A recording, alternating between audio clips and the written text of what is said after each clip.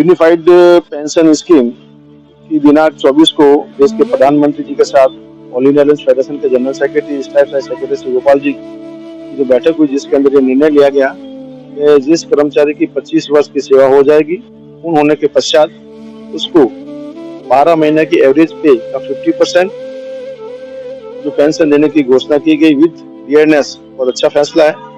साथ ही साथ जिनकी 25 साल से कम सर्विस है उनको अनुपातिक पेंशन 10,000 मिनिमम प्लस डियरनेस, और फैमिली पेंशनर की अगर डेथ हो जाती है तो 60% पेंशन देने का जो प्रावधान किया गया, बहुत ही अच्छी बात है। मैं समझता हूँ 1/1/2004 के बाद जो रेल में लगे कर्मचारी, उनको इससे बहुत राहत मिलने का काम होगा। ये फैसला वास्तव में तारीफ काबिल है और ये ऑल इंडिया रेलवे फेडरेशन की 20 वर्ष के लगातार संघर्ष के कारण सरकार ने निर्णय लिया। इसके लिए north western railway employ union all India railway federation की तरफ से देश के प्रधानमंत्री जी का आभार व्यक्त करना चाहता हूँ। 1/1/2004 के बाद जो एनपीएस लागू थी, उसके समांतर 24 अगस्त को देश के प्रधानमंत्री मोदी जी ने ऑल इंडिया रेलवे फेडरेशन और उनके घटकों के साथ जो मीटिंग कर यूपीएस समांतर स्कीम लागू की है, यूनिफाइड पेंशन स्कीम। इसमें कर्मचारियों में काफी खुशी की लहर है और जो भी इसमें कर्मचारियों के बीच में भ्रांति है कि भाई हमारा जो संस्थान कट रहा है 10%, वो सरकार का जो उन्होंने 1 अप्रैल 2025 से 18% करने की घोषणा की है, उसका क्या होगा, उसके बारे में ये पूरी पॉलिसी बनने के बाद ही ये स्पष्ट हो पाएगा। अगर कुछ कमियां रहती है तो सरकार के समक्ष उस बात को रखने का कार्य करेंगे ताकि कर्मचारियों को सभी लाभ मिल सके। 2004 के बाद में इस बार 20 साल के संघर्ष के बाद में जो यूपीएस स्कीम आई गई है, उसमें कर्मचारियों में काफी उत्साह है और कमियां हैं तो उस कमियों को लगातार दूर करने का विचार करेंगे। अभी पूरी क्लियर पॉलिसी प्रत्येक कर्मचारी को पता नहीं चली है, उसके लिए हम उनको जागरूक करेंगे। ये स्कीम कैसे आई है, क्या करेगी, कैसे काम करेगी, और उसके लिए हम हमेशा कर्मचारियों के साथ में रह के उनको बताने का काम करेंगे।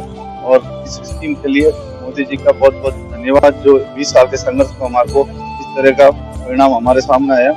तो 1/1/2004 के बाद एनपीएस लागू हुआ था, उसमें सभी कर्मचारियों में रोष था और सब में ये एक उनके भविष्य को लेकर टेंशन थी कि उनके रिटायरमेंट होने के बाद उनकी फैमिली का क्या होगा, उनको पेंशन कैसे मिलेगी।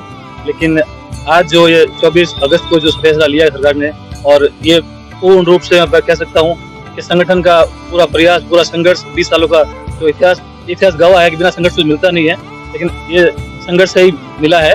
और मैं कुछ एनपीएस का खुद कर्मचारी होने के नाते मुझे खुद को इस बात में खुशी है, इस बात की कि अब मैं रिटायर्ड होऊंगा तो मुझे भी बेसिक का 50% मिलने का काम होगा। तो इसी में इस फैसले के लिए धन्यवाद। ये इसमें जो सबसे खास बात है ये कि 50% जो एवरेज बेसिक पे ड्रॉन का है उसके वो मिलेगा। वो एक अपने आप में ये एनपीएस से, जिनका डिमांड था लोगों के, एनपीएस से बहुत ही एश्योर्ड पेंशन है। और दूसरा इसमें फैमिली पेंशन का प्रावधान है, फैमिली पेंशन और एश्योर्ड पेंशन ₹10,000 का प्रावधान है। और साथ में ये इन्फ्लेशन इंडेक्सेशन है इसके अंदर में। तो ये पूर्ण रूप से जो लोगों की डिमांड थी उसके तरीके से है। और पर्टिकुलरली ऑफिसर्स जो एनपीएस में थे उनके अंदर में बहुत है, उन्होंने एक्सेप्ट किया है कि एनपीएस कुछ लोग इसमें ज़्यादा लोग छोड़ करके इसमें आएंगे यूपीएस में।